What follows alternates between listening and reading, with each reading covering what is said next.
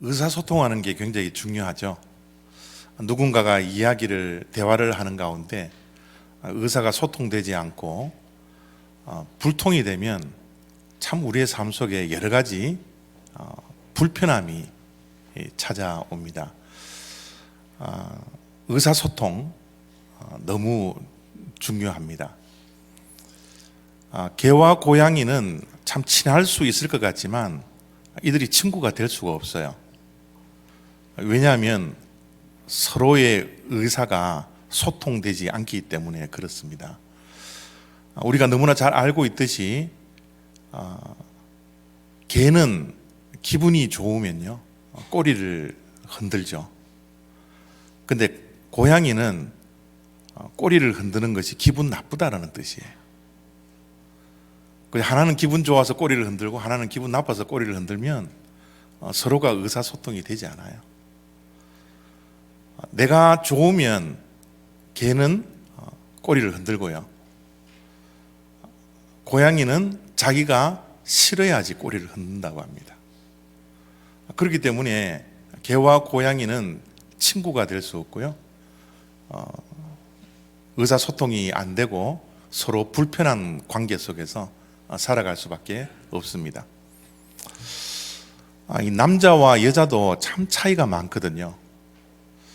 이 남자가 하는 언어와 또 여자가 하는 언어가 정말 다릅니다.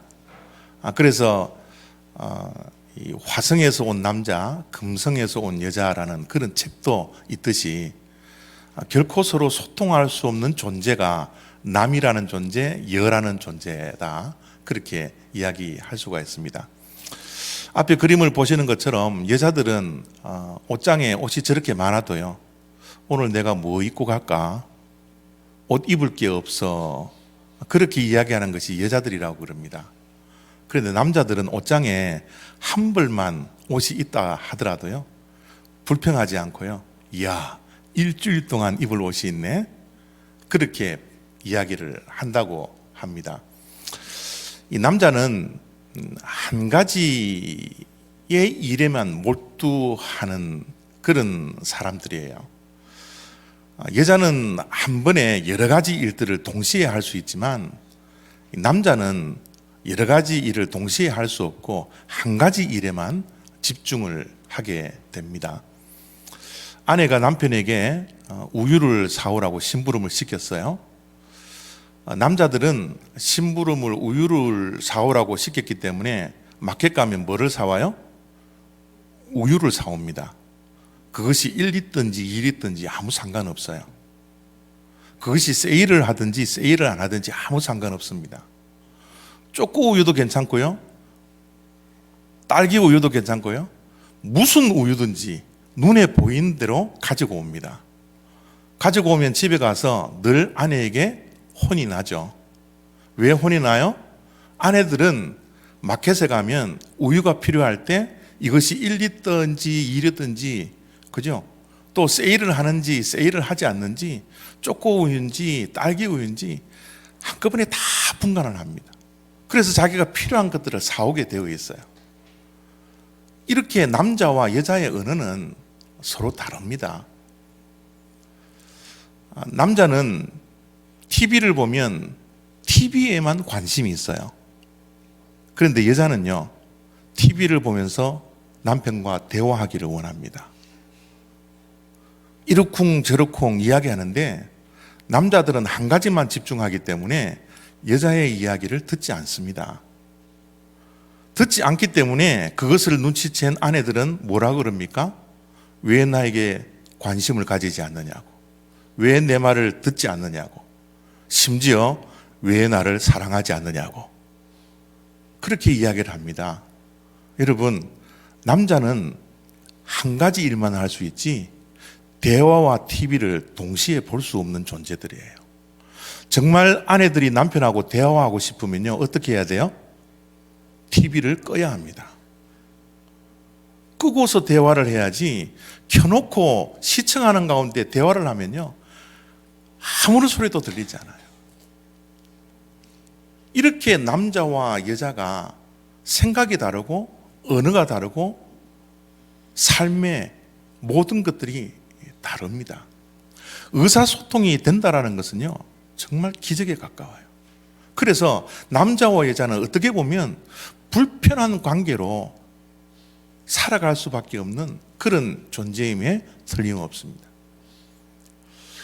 사람들이 의사소통이 되지 않으면 불편하지만 하나님과 우리 사이에 의사소통이 되지 않으면 어떻게 될까요? 하나님과 우리와 의사소통이 되지 아니하고 불통이 된다면 불편함, 이거보다 훨씬 뛰어넘는 그런 어려움이 닥쳐오는 것이 분명합니다. 오늘 우리가 읽었던 이 요나서는 주인공이 요나죠. 이 성경 66권에 많은 재미있는 스토리들이 많이 있지만 저는 이 성경 66권 가운데 요나서가 가장 재밌습니다. 어느 성경에 나와 있는 이야기보다 이 요나의 이야기가 너무너무 재밌어요. 요나서가 단 4장밖에 되지 않거든요. 그것도 장수가 4장이고 한 장 한 장마다 굉장히 짧습니다. 그렇기 때문에 여러분 오늘 집에 가셔서 요나서를 한번 읽어보시고요. 오늘 읽을 시간이 없으신 분들은 일주일 동안만이라도 요나서 한번 읽어보십시오. 이 세상에 어떤 재밌는 드라마나 영화보다 훨씬 더 재밌는 게 요나서입니다. 여러분, 요나서가 왜 재밌나 그러면 요나서에 등장하는 주인공인 요나가 꼭 내 자신과 똑같기 때문에 그래요. 우리 드라마를 보면 드라마에 나오는 주인공들이 내 자신의 모습이 비추어질 때 우리가 감정이 이입이 되고 저자가 나 자신이라는 생각을 할 때 그 드라마에 확 빠져들어가지 않습니까? 성경도 동일합니다. 성경이 왜 이렇게 재밌나 그러면 성경의 말씀 속에 나오는 그 주인공들 한 분 한 분이 꼭 내 이야기를 하는 것 같아요. 그래서 성경 속에 확 빨려 들어가거든요. 여러분, 요나는 누구입니까? 요나는 예언자요, 선지자입니다. 어느 날 이 선지자에게 하나님이 찾아오셔서 니느웨에 가서 하나님의 말씀을 전하라고, 회개의 말씀을 전하라고, 그래서 그들이 회개를 하면 내가 그들을 용서하겠다고 그 말씀을 선지자에게, 요나에게 말씀을 전하거든요. 근데 여러분들이 잘 알다시피 선지자와 예언자는 뭐 하는 사람입니까?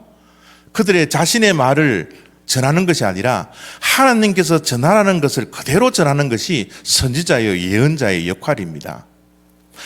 하나님께서 하셨던 말씀을 가감 없이 그대로 전하는 것이 예언자라는 거예요. 그런데 요나가 하나님의 음성을 듣고 자기 마음에 들지 않은 거예요. 자기 생각과 하나님의 생각이 다르다라는 것을 알고 자기가 스스로 하나님의 말씀을 전해야 되지만 그 사명을 버리고 니느웨로 가지 아니하고 정반대인 스페인에 있는 다시스로 도망을 가게 됩니다. 이렇게 하나님의 말씀에 불순종하자 하나님께서 뭐를 주세요? 풍랑을 허락하십니다. 그 풍랑에 휩쓸려서 다시스로 떠났던 이 배가 침몰하는 그 상황 속에 들어가 있었어요. 여러분, 우리의 인생 가운데서도 때로는 풍랑을 만납니다. 우리가 걸어가는, 항해하는 이 배가 침몰할 위험 속에 빠져있는 그런 인생도 우리가 맞이하게 되는 거죠. 여러분, 하나님은 이 풍랑을 일으키시는 그 이유가 무엇입니까? 풍랑을 통하여서 우리들에게 전달하고자 하는 의사는 무엇입니까? 불순종하지 말고 내게로 돌아오라는 거거든요. 하나님의 언어는 풍랑을 통하여서 하나님의 언어를 발견하고 알고 나에게 돌아오라는 그 언어를 저 풍랑을 통해서 말씀을 한다고요. 그러나 요나는 그 하나님의 음성을 듣지 못합니다. 그래서 12절에 보면 이런 광경이 펼쳐집니다. 나를 들어 바다에 던지라. 그리하면 바다가 너희를 위하여 잔잔하리라. 너희가 이 큰 폭풍을 만난 것이 나 때문인 줄을 내가 아노라. 폭풍이 쳐서 배가 침몰하는 그 순간에 그 배에 타고 있는 많은 사람들이 이것이 누구 때문에 이런 일들이 벌어졌느냐 라고 서로 이야기를 하자 요나가 이렇게 이야기를 했습니다. 나 때문이라고. 요나는 분명히 알았습니다. 이 폭풍이 자기 자신이 불순종했기 때문에 하나님께서 허락하신 폭풍이라는 사실을 이 선지자는 너무나 잘 알고 있었어요. 그러면 하나님과 요나가 의사소통이 되면 요나는 무엇을 선택해야 합니까? 하나님께 돌아가야죠.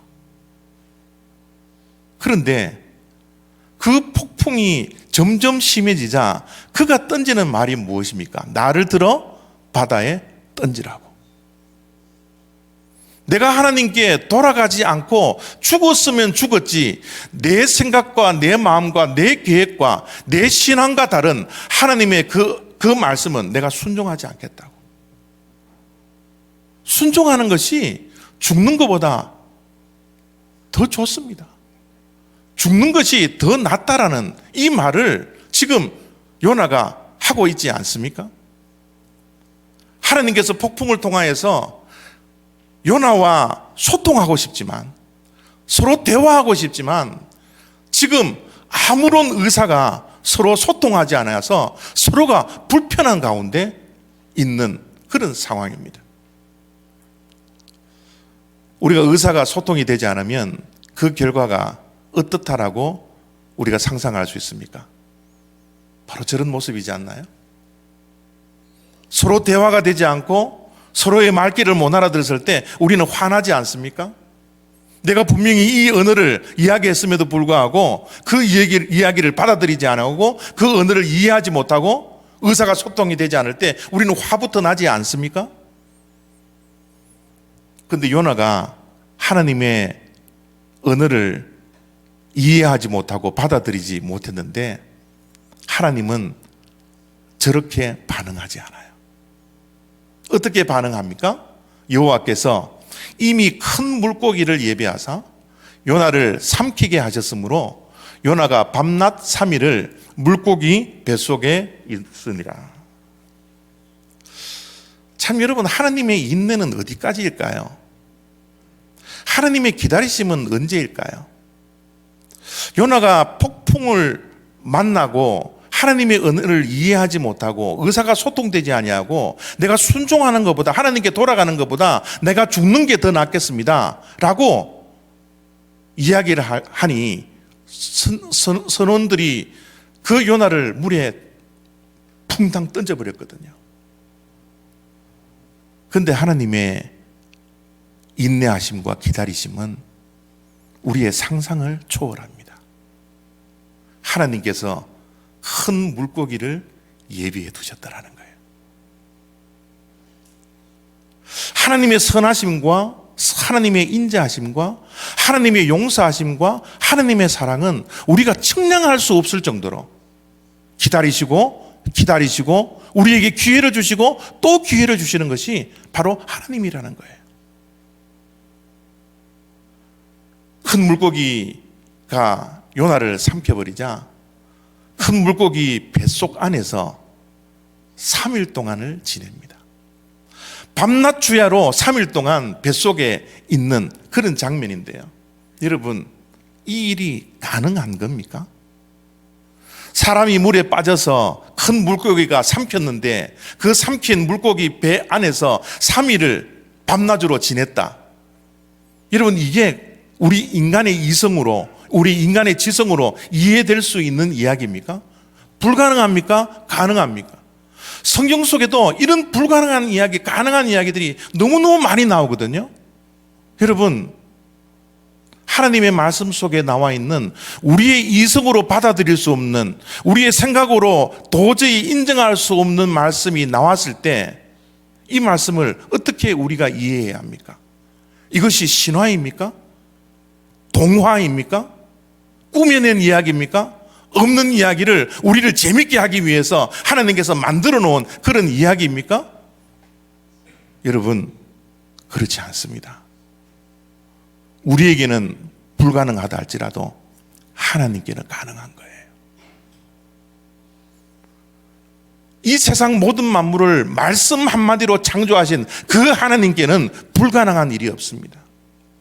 하나님께서 큰 물고기를 준비해 주셔서 그를 삼키고 인간을 삼키고 3일 동안 그 안에 있게 하신 것, 우리는 불가능하고 우리는 가능하지 않다 하지라도 하나님이라면 가능한 겁니다. 성경에 나와 있는 모든 이성으로 받아들일 수 없는 그 이야기들, 우리의 지성으로 도저히 이해할 수 없는 그 모든 이야기들도 하나님이기 때문에 가능한 이야기라는 겁니다. 요나의 이야기는 꾸며낸 이야기가 아닙니다. 큰 물고기 이야기는 만들어 놓은 이야기가 아니라 바로 하나님께서 요나를 사랑해 주셔서 요나에게 혼내지 아니하고 요나를 더욱더 기다리고 기회를 주는 그런 모습이라는 것입니다. 참 다행스럽게도요, 요나가 큰 물고기 뱃속에 들어가는 그 순간 하나님과 요나가 의사소통이 되기 시작해요. 바로 이 순간 하나님과 요나가 대화를 하기 시작합니다. 2장 1절입니다. 요나가 물고기 뱃속에서 그의 하나님 여호와께 기도하여. 지금 이 시간 여러분의 상상력을 펼쳐서 3일 동안 큰 물고기 뱃속에 갇혀있는 요나를 한번 상상해 보십시오. 그 안에 빛이라고 들어왔을까요? 그것은 어두움 그 자체였습니다. 빛이라고는 한 줄기의 빛도 없는 그런 상황입니다. 어두움이라는 것은 소망이 없다라는 거예요. 절망입니다. 큰 물고기 뱃속에 갇혀있는 그 3일 동안은 아무런 희망도 없이 절망 가운데 있었을 것입니다. 그 뱃속 안에는 얼마나 악취가 났을까요? 3일 동안 소화시키지 못했던 그 큰 물고기가 잡아먹었던 그 음식들의 찌꺼기가 사람의 구역질을 유발하는 그런 모습이지 않나요? 3일 동안 그 악취 나는 곳에서, 그 구역질 나는 곳에서 아무런 소망이 없는 그 큰 물고기 뱃속에서 갇혀있는 요나를 상상해 보십시오. 요나는 절망 중에 이 삶을 다시 한번 포기할까 생각할 수도 있었습니다. 또 왜 나에게 이런 고통과 고난, 이 절망으로 나를 이끌어 가시는지 하나님에 대한 원망과 불평도 그에게는 분명히 있었으리라 생각이 듭니다. 원망을 선택할 수도 있었고 절망을 선택할 수도 있었고 포기도 선택할 수 있었던 이 요나. 그런데 놀랍게도 요나는 그런 것들을 선택하지 않아요. 요나 주변에 뾰족한 것들이 있는지 보이지는 않지만 손을 더듬어서 찾을 수도 있었습니다. 그 뾰족한 것이 손에 쥐으면 이것을 가지고 어떻게든 탈출해 보겠노라고 그런 몸부림도 요나에게 있었을 수도 있었습니다.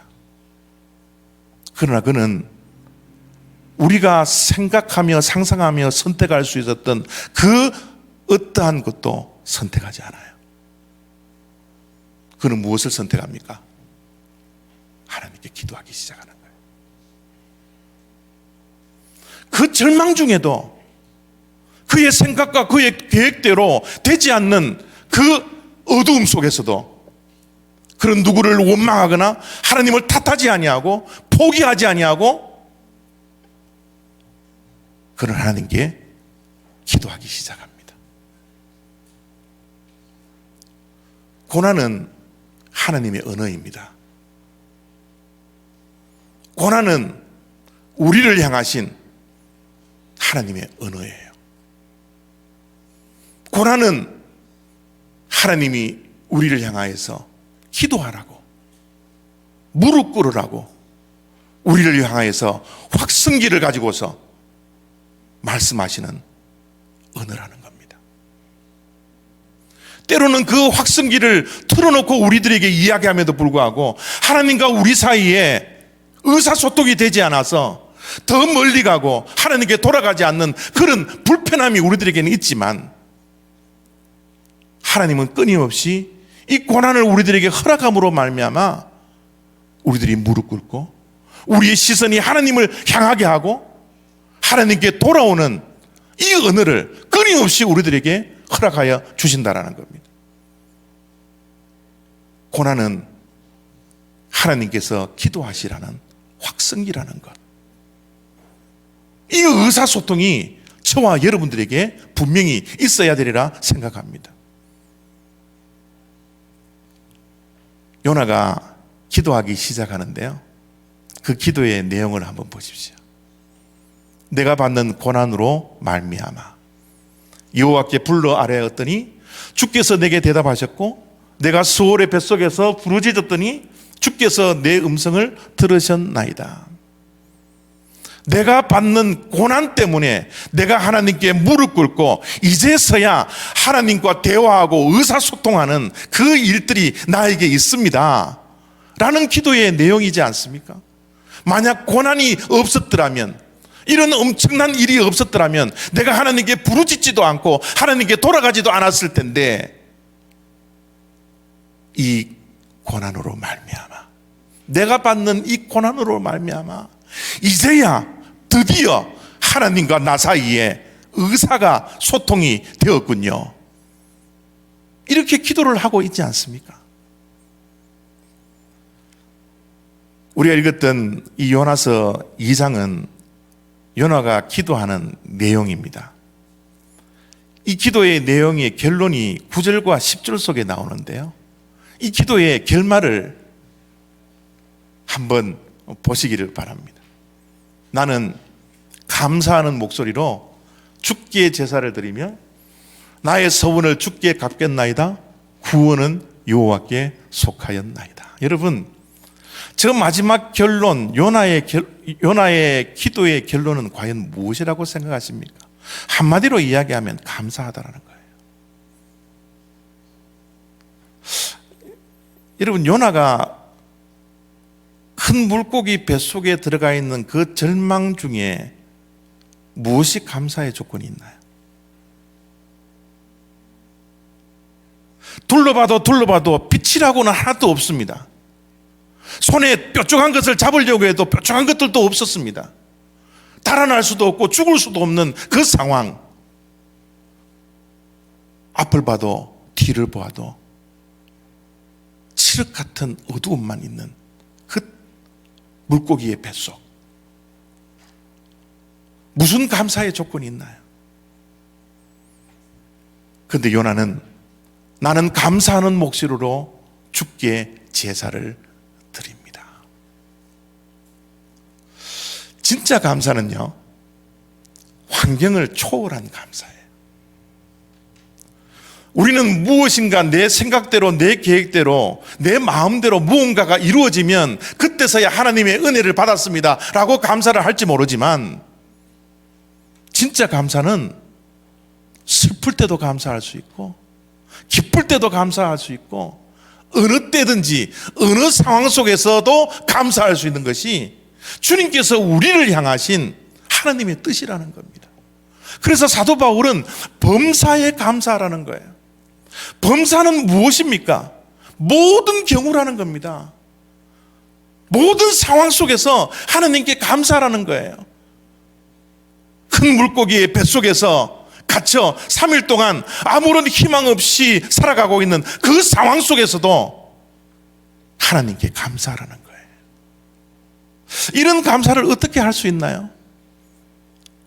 정말 우리의 속성들은 무언가를 얻고 무언가가 이루어졌을 때 감사하는 것이지, 절망 중에서도 어떻게 우리가 감사를 할 수 있습니까? 그 감사의 비결이 무엇일까요? 야고보서에는 이렇게 말씀을 합니다. 너희 중에 고난당하는 자가 있느냐? 그는 기도할 것이요. 즐거워하는 자가 있느냐? 그는 찬송할지니라. 여러분, 저 말씀을 한마디로 요약할 수 있습니까? 무엇하라는 거예요? 고난당할 때 기도하고 즐거울 때 찬송하라는 이 말은 무슨 이야기입니까? 하나님의 언어가 무엇입니까? 이 말귀를 우리가 알아들을 수 있습니까? 저 야고보의 말씀은 다른 말씀이 아닙니다. 모든 시선을 주님께 드리라는 거예요. 고난당할 때 기도하고 즐거울 때 찬송하라는 것은 어떠한 경우든지 우리의 시선을 다른 곳에 두지 말고 하나님을 바라보라. 우리의 시선을 하나님께 두라. 이 말씀을 야고보가 말씀을 하고 있지 않습니까? 진짜 감사, 환경을 초월한 감사, 힘들고 어려울 때도 어떠한 경우에도 감사할 수 있는 진짜 감사는 우리의 시선이 하나님께 고정될 때, 하나님을 향하고 있을 때 우리에게는 감사가 나온다라는 거예요. 요나가 기도하며 모든 시선을 하나님께 두고 감사의 제사를 드리니 하나님께서 어떻게 반응을 하셨습니까? 여호와께서 그 물고기에게 말씀하시매 요나를 육지에 토하니라. 3일 동안 그 어두움 속에 있으면서 절망 가운데, 낙심 가운데, 실망 가운데 있었지만 큰 물고기가 토해냈을 때 털끝 하나 상하지 않았습니다. 어떠한 상함도 없이 그가 절망 중에서 감사하고 절망 가운데 하나님을 바라보는 시선을 주님께 드리니까 하나님께서 요나에게 기적을 베풀어 주신 거예요. 고래를 향하여서, 큰 물고기를 향하여서 하나님께서 명령하십니다. 요나를 토해내라고요. 오늘은 추수감사 주일입니다. 여러분의 상황과 여러분의 처지를 돌아보면 어떠한 감사의 조건들이 있습니까? 지금 이 시간 앉아있는 우리들에게도 많은 감사의 조건이 있는 분들도 있지만 지금 처해 있는 이 상황이 요나가 큰 물고기 뱃속에서 밤낮으로 3일 동안 지냈던 절망과 낙심과 실망 가운데 이 자리에 앉아서 하나님께 예배드리는 분들도 분명히 있으리라 생각이 듭니다. 어떤 어려움이, 어떤 삶의 정황이 여러분들을 괴롭히고 있습니까? 한 줄기의 빛이 비쳐서 희망을 가져야 하는데 추수감사주의를 맞이하고 1년을 마무리하는 이 시기에 아무런 희망도 없고 아무런 꿈도 없고 실망과 낙심과 절망 가운데 이 자리에 앉아 있는 분 혹시 계시지 않습니까? 건강에 문제가 생겼습니까? 물질에 어려움이 있습니까? 인간관계로 힘들어하고 있습니까? 부부관계가 원만하지 못합니까? 부모와 자식 간의 관계가 의사소통이 되지 않아서 힘든 가운데 있습니까? 이 추수감사 주일을 맞이하면서 요나가 절망 중에서도 그의 시선을 하나님께 드림으로 감사 기도할 때 하나님께서 기적을 베풀어 주셔서 기적의 주인공이 바로 요나가 되었다라는 것을 이 아침에 저와 여러분들이 기억했으면 좋겠습니다. 우리 믿는 자들의 감사는 흐르니까 감사고요, 흐름에도 감사하고요, 흐를수록 더 감사해야 되고요, 그것까지도 감사하는 이 감사가 하나님의 마음을 감동시켜서 절망을 뛰쳐나오고 하나님께서 토하게 해주셔서 우리가 새로운 생명을 가지고서 희망을 가지고서 새해를 맞이할 수 있는 그 기적의 주인공이 되기를 원하지 않겠습니까? 오늘 혹시 추수감사주의를 맞이했음에도 불구하고 여러 가지 인생과 가정과 삶의 터전 속에서 감사할 조건이 없다 할지라도 그럼에도 불구하고 감사할 수 있는 저와 여러분들이 되었으면 좋겠습니다. 우리의 시선을 주님께 드릴 때, 우리가 기도할 때 하나님께서 내 마음속에, 내 심령 속에 감사의 영을 우리들에게 허락해 주셔서 하루하루가 감사가 충만하고 감사가 넘쳐서 우리 모두의 삶 속에는 날마다의 삶이 기적이 될 것입니다. 이 기적을 사모하며 하나님 바라보는 승리할 수 있는 저와 여러분 다 되시기를 부탁합니다. 기도하겠습니다.